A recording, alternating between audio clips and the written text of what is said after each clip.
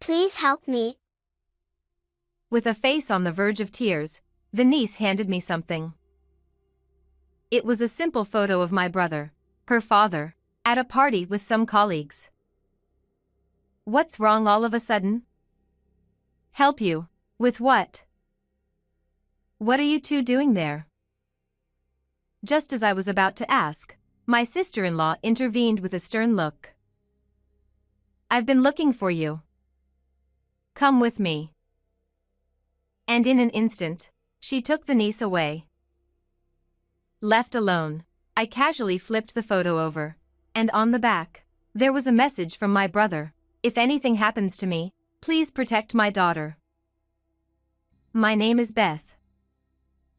I'm 32 years old and work as an office clerk at the construction company my family runs. My brother, who was 10 years older than me, was hardworking from a young age and carried the heavy expectations of being the heir to our family business. Everyone, including me, assumed that he would inherit the company. However, after graduating from high school, he increasingly clashed with our father and grandfather over management policies.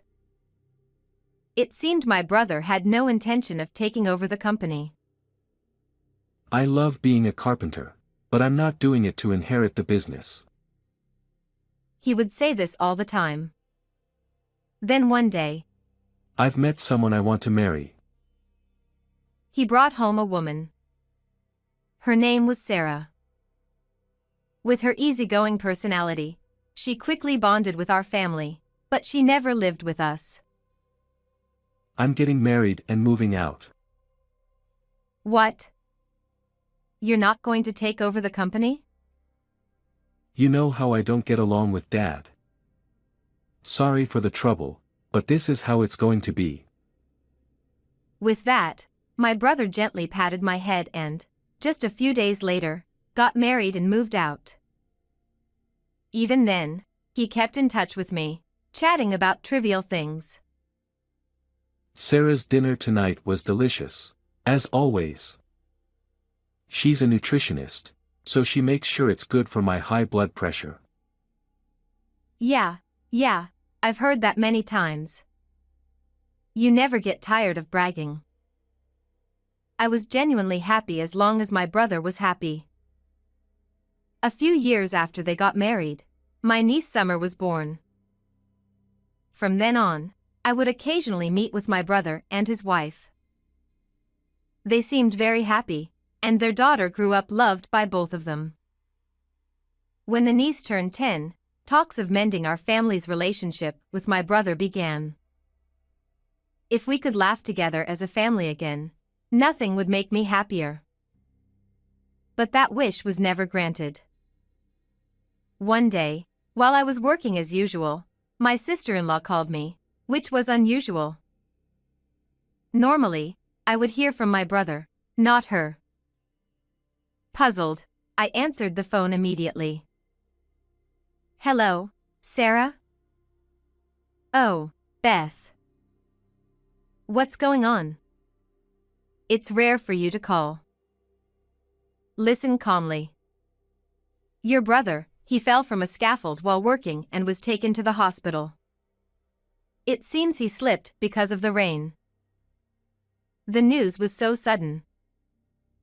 It felt like time had stopped, and my mind went blank. I quickly called my parents, who were also at work, and we rushed to the hospital in the pouring rain. When we entered the hospital room, led by a nurse, there was my brother, his skin pale. Seeing him like that made the phone call's content suddenly feel real, and I collapsed to the floor. Brother. The voice that escaped me was so faint, it surprised even me, and the overwhelming sadness only grew stronger. Next to the bed, my sister-in-law cried loudly, not caring who was watching, like the heroine of a tragedy. Her intense sobbing made my tears dry up, and I just stared at her. But for some reason, her behavior seemed off. And next to her, the niece, with a pale face, trembled as if scared, without shedding a tear. Are you okay? She didn't respond, possibly in shock from losing her father. After the wake at our house, while the family was mourning, I quietly cried alone in a deserted corner of the porch. The photo of my brother used for the memorial had been taken recently. He looked a bit worn out but had a peaceful expression.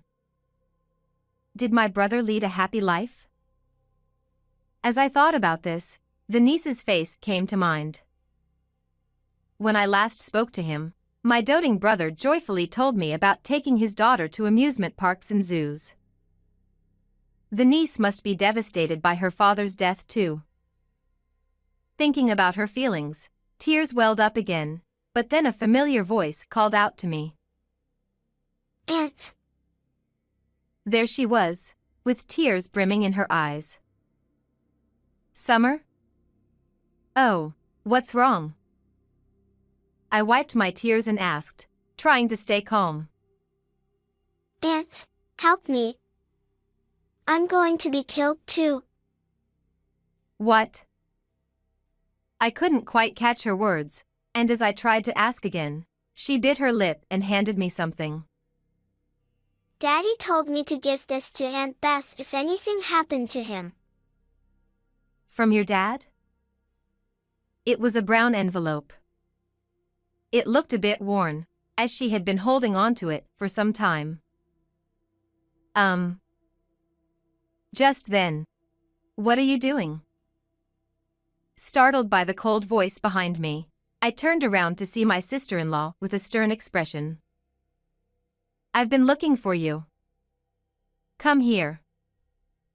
Mom. Grabbing her daughter's arm, my sister-in-law quickly walked away before I could stop her.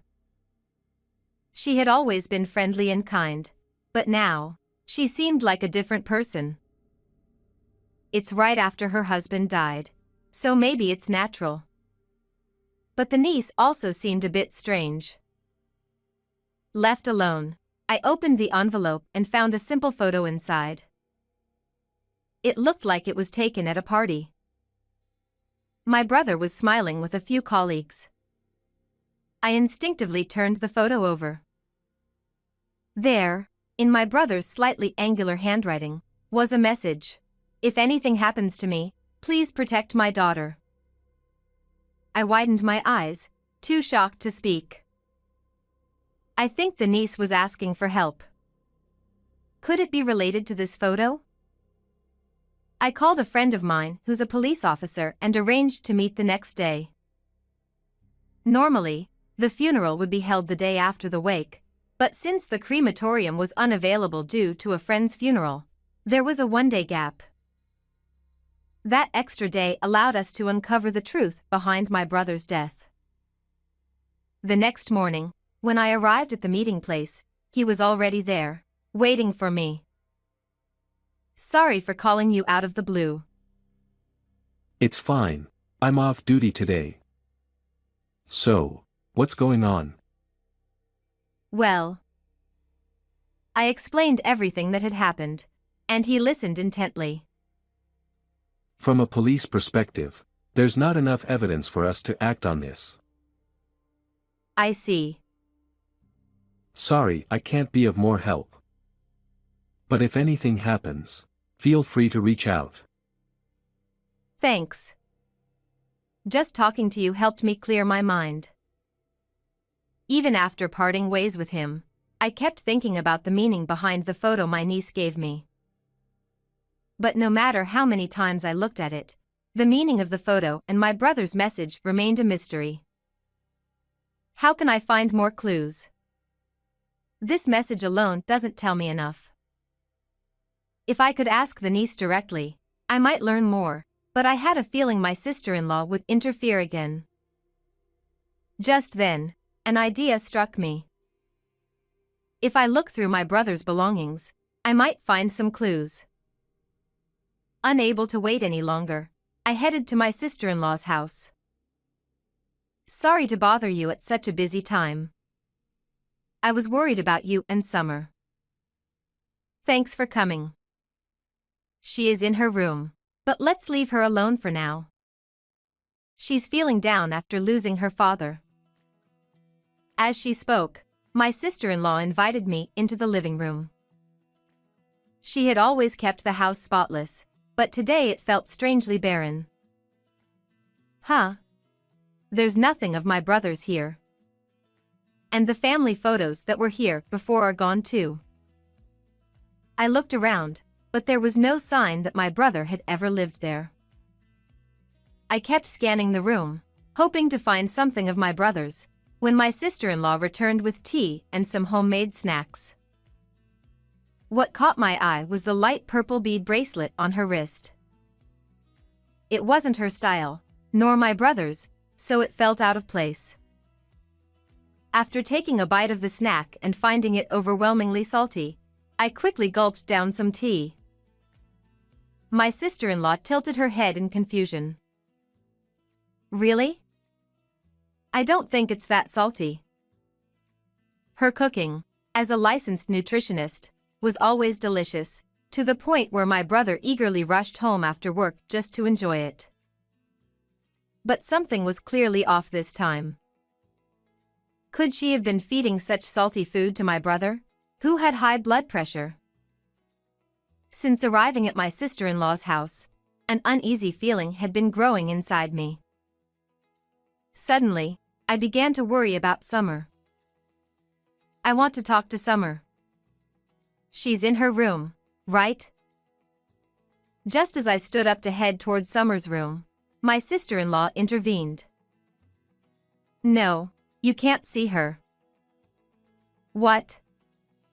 Why not? I'm sorry, but you need to leave. We're busy preparing for the funeral. She grabbed my wrist, forcibly pushing me out into the hallway and then out of the house. As I stood there, pondering my next move, Summer appeared at a second-floor window. She placed a finger to her lips, signaling for silence, and tossed something down to me. It was a small key, wrapped in a cute notepad paper. The note read, "This is the key to the storage room. After you use it, hide it under the flower pot so it won't be found." I silently gave Summer a thumbs up, and she nodded before quietly closing the window. I snuck around to the backyard, and using the key Summer gave me, I unlocked the storage room. Inside, I found a large collection of my brother's belongings. Among them, I discovered a diary. My brother had always been diligent about documenting his daily life, even back when he lived with us. This is. As I read the diary, I found content that was hard to believe. He wrote about how the seasoning in their meals had become increasingly strong. Even when he pointed it out, his wife, the nutritionist, would dismiss his concerns, telling him to trust her expertise. He also mentioned that his health had been deteriorating recently. The diary also revealed the meaning behind the photo my brother had left behind. This is unforgivable. The next day, a large crowd gathered for my brother's funeral, including family members and his work colleagues. When my sister-in-law took the microphone to give a speech as the bereaved wife, I stood up and interrupted her. There's something I need everyone to hear. Beth? What are you doing? Ignoring her surprised reaction, I stepped forward in front of the family. My brother's death, it wasn't an accident. The room buzzed with murmurs, and my sister-in-law's expression turned grim. What are you saying? He slipped and fell from the scaffolding while working. I showed everyone my brother's diary. Everything is written here. My sister-in-law, who normally cooks so well, began making dishes with much stronger seasoning. My brother's health started to decline, and despite his high blood pressure, he was being fed salty snacks and soup daily, with no option to leave anything uneaten. Isn't that strange, Sarah? I don't know anything about that. I was always careful with his meals. I glanced at her, fully prepared for her to deny everything, and then pulled out another piece of evidence. This is the photo my brother left for me. At first, I didn't understand its significance. But yesterday, when I visited your house, I realized the truth. Someone in this photo is wearing a light purple bead bracelet, identical to the one you were wearing, Sarah. As I pointed to the person in the photo, all eyes turned toward them. Max, you and Sarah were having an affair, weren't you? My brother trusted you more than anyone else as his colleague. So why would you do this? The room erupted into whispers, while my sister-in-law glared at me, and Max looked pale and visibly shaken. I had known Max for a long time. He and my brother had become close after my brother started working, and he often visited our home. I could see the same bracelet on Max's wrist, the one that matched my sister-in-law's. My brother must have been deeply conflicted, knowing that the person he trusted the most was the one betraying him, and possibly even trying to take his life. That's why he couldn't bring himself to speak plainly and left this photo instead. As I spoke through tears, Max broke down, clutching his head. A diary and a bracelet aren't enough to prove an affair or that I had anything to do with his death. She lashed out in anger, but I had anticipated this and continued with more evidence. There's more. My brother checked Sarah's phone and saw emails between the two of you. In them, you discussed how to get rid of him because he was in the way of your relationship. That's nonsense. Is it? It wouldn't be hard to verify. At first, you considered using his high blood pressure to slowly poison him with salty foods, but it was taking too long. Desperate to be with Max, you asked him to stage an accident at the worksite, to push my brother from a height on a rainy day, and to say he simply slipped if anyone asked. Isn't that right? I never said that. It was all his idea. She pointed at Max, trying to shift the blame. Max shook his head in denial. Max, it was raining the day my brother died, wasn't it? Max nodded slightly. Normally, work would be halted on a rainy day, so why? It was just a drizzle, and the deadline was close, so she said we should go ahead. I thought it was an opportunity.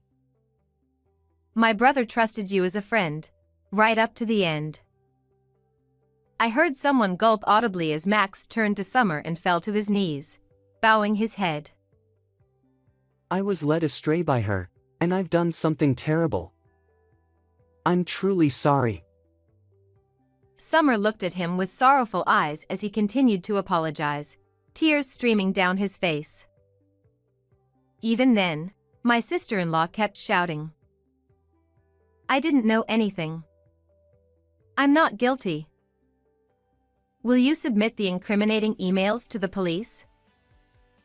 Max handed over his phone, and at that moment, my sister-in-law finally realized it was over. A police officer, a friend of my brother's who had attended the funeral, arrested them both, bringing them to justice. Afterward, they were given long sentences.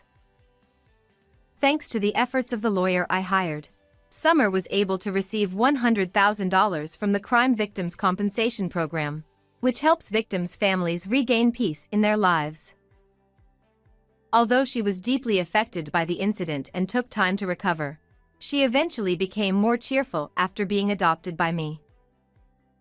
I vowed to give this child all the love that my brother would have. How did you find this story? Don't forget to subscribe to the channel.